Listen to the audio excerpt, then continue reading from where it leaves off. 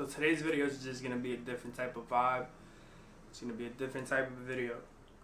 Normally my story times is funny, or like situations that's happened to me that I just look past and just leave it in the past, right? So for a couple of years now, ever since I started making videos within Facebook and now YouTube, I've always had the question, what happened to your dad?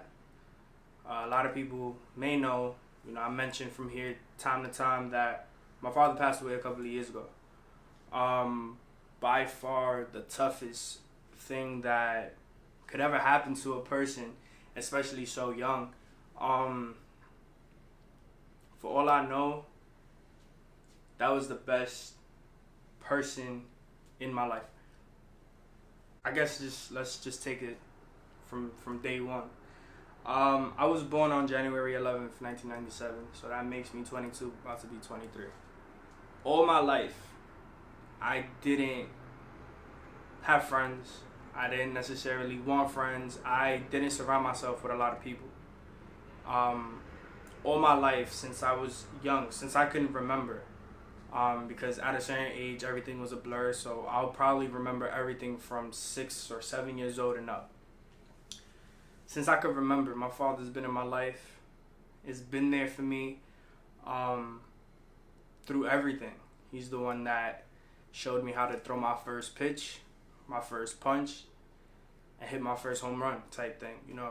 He was the person that I could go to no matter what, like any circumstances. Like between me and him, there was no boundaries. I could open up to him as a man.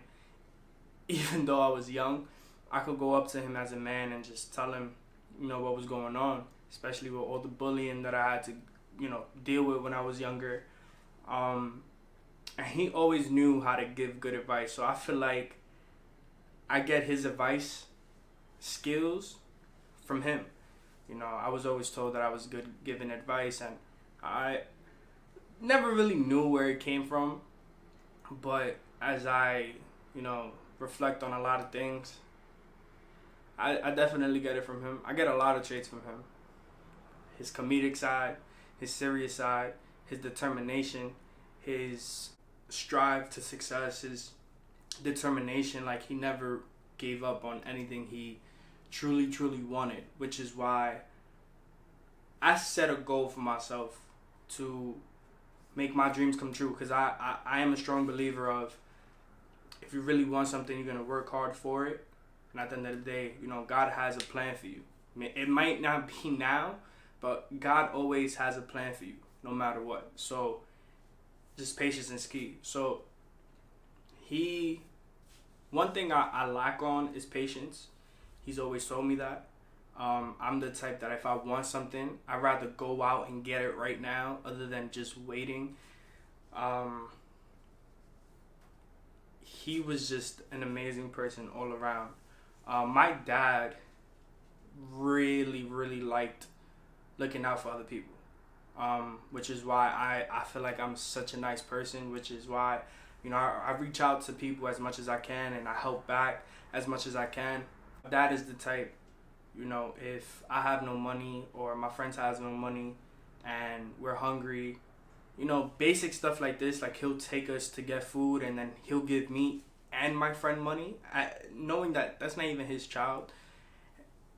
It's not about the money, it's not about the food, it's not about the drive over there. It's just the fact of him caring so much and him being that type of person that really gave a fuck about a lot of people. He's been through everything, which brings me to the whole situation of this video.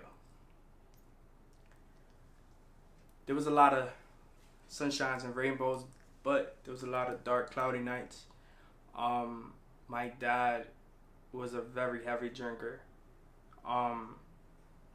There was not a day he didn't have at least 3 or 4 beers in him.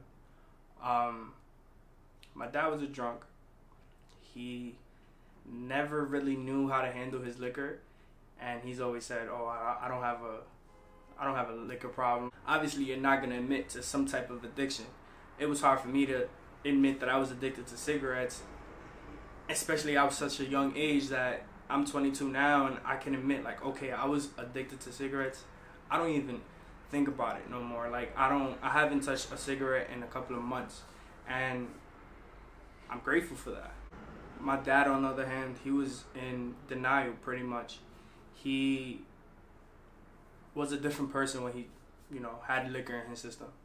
But that doesn't turn away from the fact of him being such a hard worker that since I was young, I didn't really understand what was going on. All I knew was my dad owned 2 stores. His business was booming. He had a group of friends, and he was living the best life. That's what I understood. And I didn't really complain at a young age because I'm here 8, 9 years old. I'm getting every toy that I want, food that I want, regardless of any circumstances. He was there no matter what. So fast forward a couple of years I turned 14. My dad was pretty much at his breaking point. He wasn't working anymore. He kept on drinking, and he just became a person where we never thought he would become, and it just continuously got worse throughout the months, up until he had his first heart attack. From the story that I know, he was going up the stairs, and his building didn't have an elevator. And like a lot of people in my family, we suffer from asthma. So he was walking up the stairs, and I guess he had a sharp pain in his chest. Long story short, he had a mini heart attack. That was the first scare. I was 13, 12 years old at this time, so I'm like, what's going on with my father? Because I personally don't know what was going on. Until my mom really sat me down and talked to me like a man, and just straight up said like, yo, your dad is in a bad spot right now, and he needs the help. The situation was getting so bad that I remember one day specifically, I went to go visit my dad with my mom, and my sister was living with him at the time to take care of him. It was just a normal day. Me and my mom and my sister, we ended up going to Popeyes. We ended up ordering like mad food. We was gonna go to the house and chill and eat, just to spend time with my dad.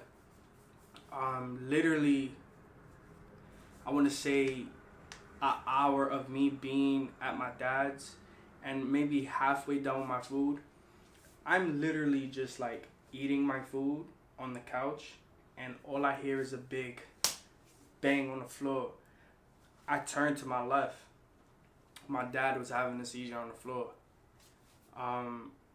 By far the scariest shit I have ever seen in my entire life. I didn't know what to do. I didn't know what was going on. Again, I was so young. I was like 14, about to be 15 at this time. So I don't know what's going on. Like, I'm old enough to know, like, that's not good. But then I'm still so young to know, like, what is a seizure? Like, I didn't really understand what was going on. So my dad ended up having a seizure. He came back up. Everything was fine pretty much, and we called the ambulance. He ended up going to the hospital. They ended up slicing his head open. I forgot how many staples he ended up getting back into his head, like stapled back into his head. But he ended up having, I want to say, 3 blood clots that was pretty much near the brain, that if they didn't take him to the hospital to get surgery immediately, he was just going to be brain dead. So I was just like, I was already waiting for the worst, like the worst news. I was already at that point. Me, my mom, and my family, we was just like, this day is going to come, and we just got to prepare ourselves. So my dad was pretty much in the rehab for like a whole year. He spent his birthday, Father's Day, he spent pretty much 1 entire year in that rehab just to see if he could get stronger, just to see if he could get back on his feet, because it was coming to a point where he was losing feeling in his feet. So we was just really getting scared. Then the day, something told me, I woke up and something told me not to go to school that day. I begged my mom, like, yo, I don't want to go to school. But for the reason being that, again, why I dropped out of high school, I used to tell her lies just so I could stay home and play video games. So that was what I was pretty much doing. Like, I'm telling her, like, yo, listen, I don't feel good. I don't want to go to school. I don't want to do this. So it was maybe around 1 o'clock in the afternoon. I'm playing, Call of Duty. I'm in the party with my friends, and I was home alone. One of my brothers walked in and pretty much like told me like, yo, you gotta turn the video games off. We gotta talk. I'm just like, okay. I don't know his exact words, but it was along the line of, you knew this was gonna happen. It's about that. It didn't hit me. It really didn't. I was just like confused. I was very confused. I was just like, what's I didn't know. I didn't know how to react. So a couple of hours later, everybody started coming to the house. And once I saw my mom, I just lost it. I just started crying. A lot of you guys can't relate, but most of you guys can, to have a special relationship with your parent, especially that one parent, and pretty much have that person just be gone in a blink of an eye. It's a bitter pill to swallow. My dad always was the type that he'll get over a certain obstacle that God puts in front of him. Like, he's been in car crashes. He's been in multiple things and multiple situations that I felt like he was going to get out of this. But his lungs was not working. His heart was really weak. There was a time where he had another heart attack, and they had to, and they ended up putting a pacemaker just to prevent anything from happening. If you guys don't know what a pacemaker is, it's pretty much like a machine that they connect to your heart. And if your heart stops beating, it pretty much shocks you. You know those metal things that you've seen in like movies that doctors have, and they say clear, and they shock you? That's pretty much like a mini version of that, living with you 24 hours a day.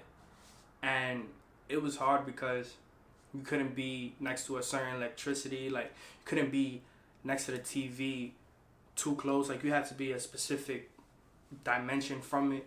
Like, it was very, very weird. Like I said, my dad, he had a lot of health problems, a lot of bad habits that ended up catching up to him. My dad was my best friend. My dad was the person that I would go to for everything. As soon as he passed away, I got my first tat, and it was his name. I ended up getting like the designs afterwards, but I got this tattoo behind my mom's back. I was 16 when I got it. I had to be 18 to get a tattoo, and I just went to a cheap tattoo parlor, and they just ended up doing it for me. But moral of the story, my dad was a heavy drinker, and with all the stress, all the businesses that he had, and all the stress that came with it, pretty much drove him to drink. I mean, back in the days, my dad was born in the 50s, so back in the days, it was alright to, drink like crazy, and it was fine. But nowadays, it's like, if you have a trouble drinking, if you have a trouble with drugs or whatever the case may be, seek help. It was too late for my father, which is why when he passed away, that's when I started, taking up cigarettes and smoking weed, and I tried my hand in drinking. It just wasn't for me. Out of those three things, I ended up keeping cigarettes. And over the time of me smoking cigarettes, I smoked it from 16 to 21 years old.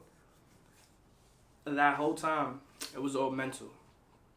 I'm trying to rehabilitate myself as well with this whole like different mindset, taking this YouTube thing serious and not taking life for granted, because life is fucking short. And pretty much that's the story of my father. I always think about him. He's always with me. And Things happen for a reason. I'm actually end the video right here. Thank you for all your support. I really do appreciate it. New intro coming very, very soon. My battery's about to die, so you know the motto. Be humble, remain hungry, stay cozy.